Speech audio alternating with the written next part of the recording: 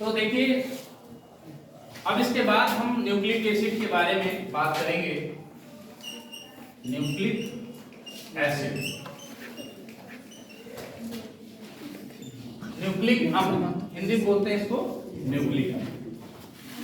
Nucleic अम्ल की खोज आपको बताया जा चुका है कि इसकी खोज 1848 में फ्रीडरिक माइथर नामक साइंटिस्ट ने पश कोशिकाओं से इसको सर्वप्रथम खोजा था और इसका नाम न्यूक्लियन रखा।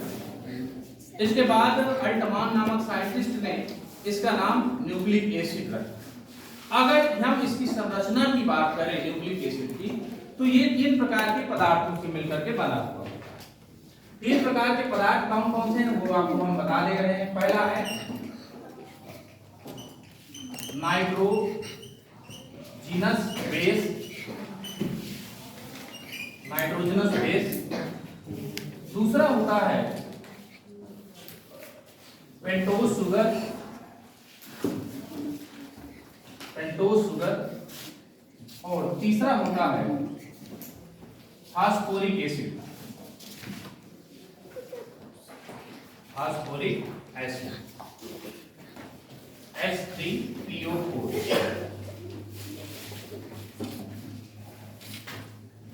नाइट्रोजनस बेस जो होता है यह 2 तरह का होता है। एक होता है प्यूरिन और दूसरा होता है पिरिमिडिन।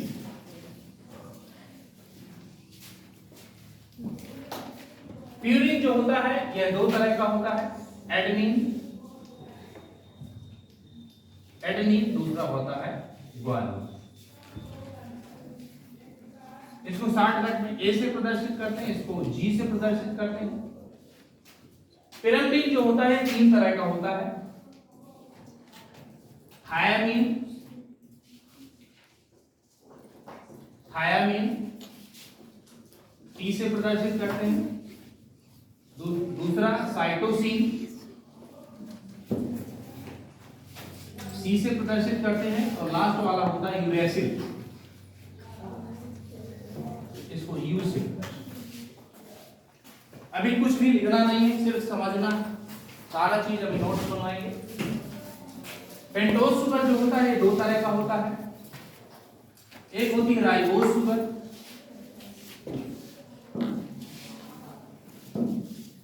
और दूसरी होती है डीऑक्सीराइबोज, डीऑक्सीराइबोज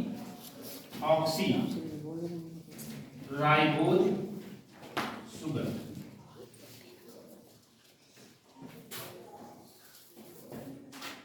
यानी कि न्यूक्लिक एसिड की बात करें तो न्यूक्लिक एसिड, ध्यान से समझिए, न्यूक्लिक एसिड जो होता है 3 प्रकार के पदार्थों से मिलकर बना होता है, नाइट्रोजनस बेस, पेंटोज शुगर और फास्फोरिक एसिड। हिंदी में इसे बोलते हैं समाक्षारी, इसको बोलते हैं नाइट्रोजनी समाक्षार, बोलते हैं नाइट्रोजनी समाक्षार। पेंटोज शुगर को कहते हैं पेंटोज शर्करा, पेंटोज शर्करा। तीसरा होता है फास्फोरिक एसिड को फास्फोरिक एसिड ही बोलते हैं, हिंदी में भी वही बोलते हैं और अंग्रेजी में भी वही बोलते हैं। बात इतनी समझ में आ रही है। नाइट्रोजनस बेस अर्थात नाइट्रोजनी समाक्षार जो होता है 2 प्रकार का होता है, प्यूरिन और पिरिमिडिन। प्यूरिन जो होता है 2 तरह का होता है, एडेनिन, दूसरा ग्वानिन होता है। पिरिमिडिन 3 तरह का होता है, थायामीन, साइटोसिन और यूरेसिल, 3 प्रकार का होता है। इतनी बात समझ में आई? किसी कोई प्रॉब्लम? अब देखिए न्यूक्लिक एसिड का जो निर्माण होता है वो कैसे होता है उसके बारे में हम अभी बात करेंगे। न्यूक्लिक एसिड जो होता है, जब किसी भी नाइट्रोजनस बेस, ये 5 नाइट्रोजनस बेस हैं, किसी भी नाइट्रोजनस बेस, कोई भी नाइट्रोजनस बेस किसी भी पेंटोज शुगर से, ध्यान से समझिएगा, कोई भी नाइट्रोजनस बेस किसी भी पेंटोज शुगर से और फास्फोरिक एसिड से मिलता है। एक बार फिर समझ लीजिए, जब कोई भी नाइट्रोजनस बेस किसी भी पेंटोज शुगर से मिलता है तो क्या मिला, मान लेते हैं कि नाइट्रोजनस बेस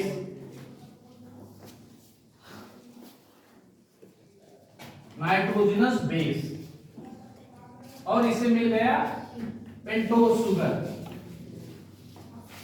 पेंटोज शुगर। ये मिल गए। जब मिलेंगे तो जो संरचना प्राप्त होगी उसको न्यूक्लियोसाइड कहेंगे। क्या कहेंगे? न्यूक्लियोसाइड। कोई भी नाइट्रोजनस बेस किसी भी पेंटोस शुगर के साथ जब मिल जाता है, जुड़ जाता है आपस में, तो जो संरचना बनती है उसको न्यूक्लियोसाइड कहते हैं। ये बात समझ में आई? किसी कोई प्रॉब्लम? जब न्यूक्लियोसाइड से फास्फोरिक एसिड जुड़ जाता है, फास्फोरिक एसिड जुड़ जाता है, प्लस कर देते हैं यहां पे, जुड़ जाता है, तो जो संरचना प्राप्त होती है उसे हम न्यूक्लियोटाइड कहते हैं। क्या कहते हैं? न्यूक्लियोटाइड। किसी को प्रॉब्लम? इसके बाद जब ढेर सारे न्यूक्लियोटाइड, ढेर सारे न्यूक्लियोटाइड, तो टाइप को टाइप्स कर देते हैं। जब इसमें जुड़ जाते हैं, प्लस कर दिया गया, तो जो संरचना बनती है उसे हम कहते हैं polynucleotide. Polynucleotide.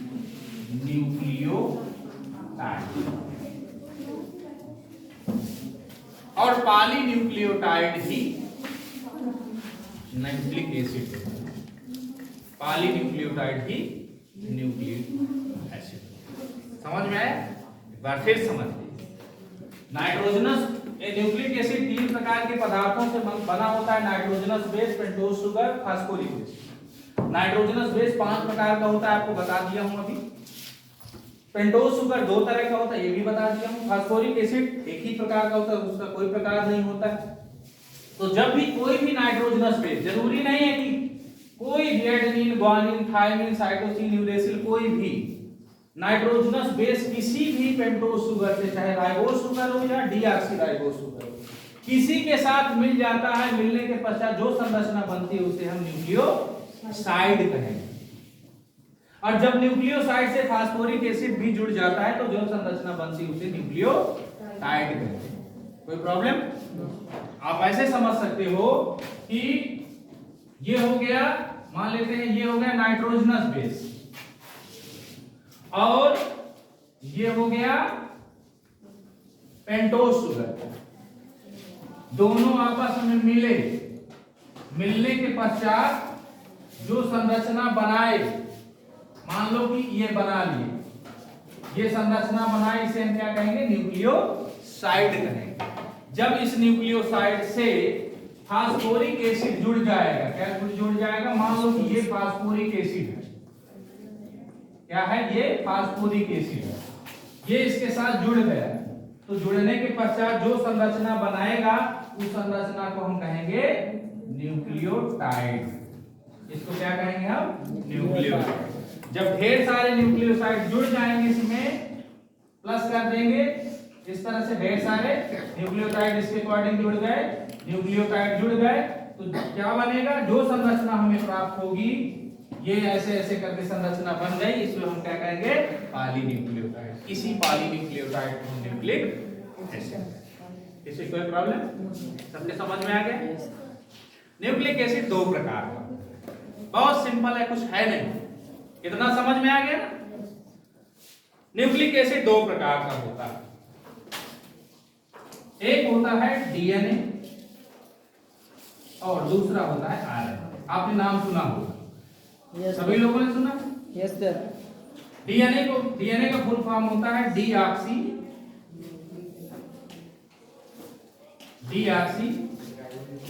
Ribo nucleic acid. दूसरा होता है न्यूक्लिक एसिड, और इसको कहते हैं राइबो न्यूक्लिक एसिड।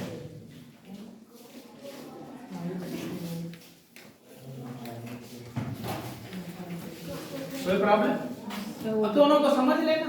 आरएनए जो डीएनए है उसी को न्यूक्लिक एसिड कहते हैं। हाँ, दोनों को न्यूक्लिक एसिड कहते हैं, दोनों न्यूक्लिक एसिड होते हैं, दोनों को न्यूक्लिक एसिड कहते हैं।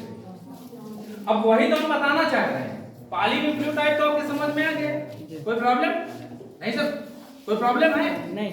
नहीं है ना? अब देखिए डीएनए बहुत सिंपल, बहुत ही सिंपल, कुछ नहीं। पॉलीन्यूक्लियोटाइड समझ में आ गया ना? जी। पॉलीन्यूक्लियोटाइड की डबल स्ट्रैंडेड संरचना को डीएनए कहते हैं। क्या है? डीएनए। एक पॉलीन्यूक्लियोटाइड ये, दूसरा ये, दोनों बीच में जुड़ जाते, सीढ़ी जैसे। जैसे सीढ़ी नहीं होती है, बांस की सीढ़ी देखे हो? यहाँ क्या बोलते हैं उसको?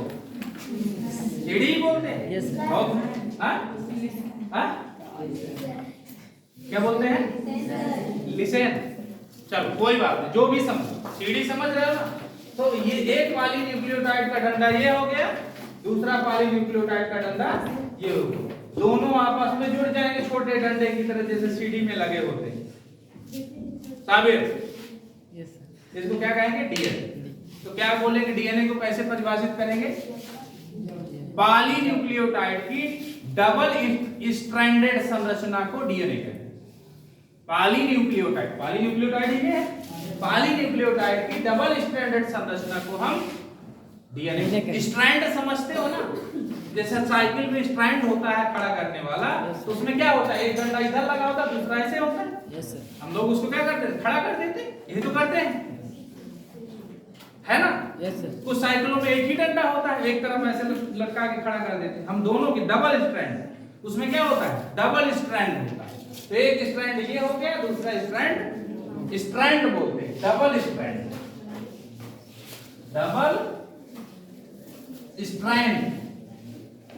हम उसको स्टैंड बोलते हैं। क्या बोलते हैं? स्टैंड। तो स्ट्रैंड, तो पॉलीन्यूक्लियोटाइड की डबल स्ट्रैंडेड संरचना को, डबल स्ट्रैंडेड संरचना को डीएनए। कोई प्रॉब्लम?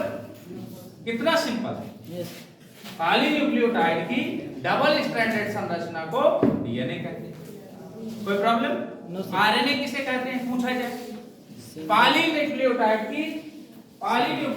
की सिंगल स्ट्रैंडेड संरचना को आरएनए कहते हैं। सिंपल।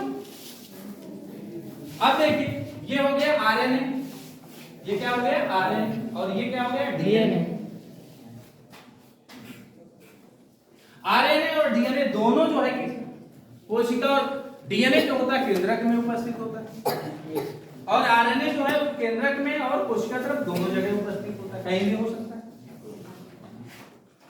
आरएनए का निर्माण जो होता है वह डीएनए से होता है। आरएनए का निर्माण किससे होता है? डीएनए से। नया अगर आरएनए बनना होगा तो किससे बनेगा? डीएनए से। अब इसकी अगर अच्छी संरचना बनानी हो कि आरएनए कैसे बनेगा, तो बहुत ही सिंपल है, कुछ नहीं है। आपको सीधा सा इसको ऐसे करना है, रस्सी जैसे होती नहीं है, ऐसे घुमा दो, ये बन गया आरएनए। अच्छा लगने लगा देखने में? जी। रस्सी की तरह है, थोड़ा ऐंठ गई है रस्सी बीच बीच में, ये हो गया आरएनए। और डीएनए को भी ऐसे घुमा दीजिए, जैसे घुमावदार सीढ़ी होती है, कभी आप देखे हो? जी। लोग एक बीच में ऐसे राड खड़ा कर देते हैं और क्या करते हैं? इसके चारों तरफ सीढ़ी चलते जाते हैं। बस ऐसे ही डीएनए होता, सिर्फ ऐसे ही। देखा सीढ़ी ना? सिर्फ वैसे ही होता है, किसी तरह की कोई और संरचना नहीं होती। तो ये समझ में बात आ गई, डीएनए किसे कहते हैं? जी। सबके समझ में आ गया? जी। पॉलीन्यूक्लियोटाइड की डबल स्ट्रैंडेड संरचना को डीएनए कहते हैं, और पॉलीन्यूक्लियोटाइड की सिंगल स्ट्रैंडेड संरचना को आरएनए। अब यहीं पे आता है जीन। नाम सुना है? जीन का नाम सुना है? बहुत बढ़िया। जीन क्या? जीन किसे कहते हैं? जीन किसे कहते हैं? बहुत सिंपल, न्यूक्लियोटाइड है। यस। लड़कियों, न्यूक्लियोटाइड है। जी। जब 3 न्यूक्लियोटाइड जुड़ जाए, 3 कैसे? ये पॉलीन्यूक्लियोटाइड है। Yes sir. इस पॉलीन्यूक्लियोटाइड में न्यूक्लियोटाइड ढेर सारे जुड़े हुए। जब एक न्यूक्लियोटाइड, दो न्यूक्लियोटाइड, तीन न्यूक्लियोटाइड जुड़ जाएंगे तो उसको हम कहेंगे जीन। क्या कहेंगे? जीन। 3 न्यूक्लियोटाइड को क्या कहेंगे? Gene. The group of nucleotide in triplet form is called gene. Nucleotide के त्रिगुणित समूह को, 3 समूह को हम जीन कहेंगे। These genes are responsible for the transfer of genetic characters। ये जीन किसी भी आनुवंशिक लक्षण के स्थानांतरण के लिए एक पीढ़ी से दूसरी पीढ़ी के लिए उत्तरदायी होते हैं। These genes are responsible for the transfer of genetic characters from one generation to another generation। ये जीन जो होते हैं, यही जीन किसी भी लक्षण को एक पीढ़ी से दूसरी पीढ़ी में स्थानांतरण के लिए उत्तरदायी होते हैं। जैसे किसी के माता पिता के, मान लेते किसी के माता के बाल घुंघराले हैं, मान लो यस। किसी के माता के जो है आंखें बड़ी बड़ी हैं, तो उनके बच्चों की आंखें भी बड़ी बड़ी, ज्यादातर संभावना रहती है कि रहेंगी। किसी के बाल अगर भूरे हैं तो उनके बच्चों के बाल भी भूरे रहेंगे। जरूरी नहीं कि रहें, में भी हो सकता है, चांसेस। ये किस पर निर्भर करता है? जीन पर निर्भर करता है। कोई भी लक्षण जो दिखाई देता है उसके लिए उत्तरदायी कौन होता है? जीन। जीन क्या होता है?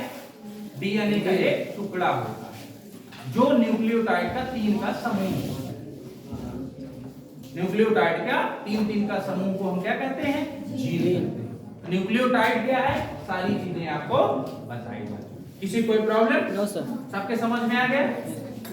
बहुत ही इंटरेस्टिंग है बेटा, ये मॉलिक्यूलर बायोलॉजी के अंतर्गत आता है। तो ठीक है, आज बस इतना ही।